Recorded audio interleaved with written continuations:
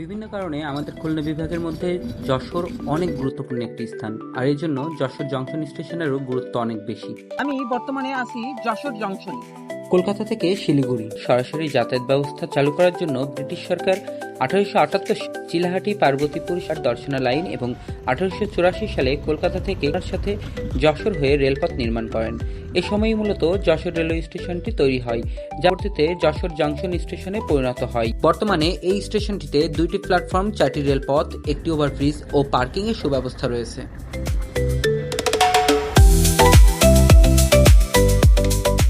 সুন্দরবন, সীমান্ত, রূপসা, সাগরদাড়ি, চিত্রা, বেনাপোলের মতো এক্সপ্রেসগুলো এই স্টেশনের ওপর দিয়েই যাতায়াত করে।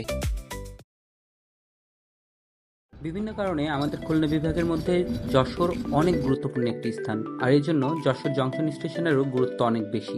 আমি বর্তমানে আছি যশোর জংশনে।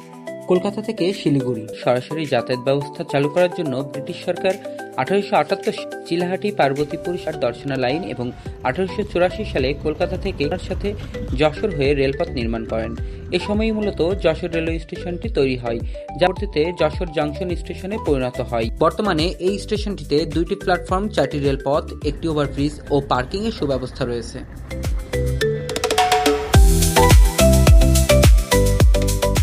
সুন্দরবন, সীমান্ত, রূপসা, সাগরদাড়ি, চিত্রা, বেনাপোলের মতো এক্সপ্রেসগুলো এই স্টেশনের ওপর দিয়েই যাতায়াত করে।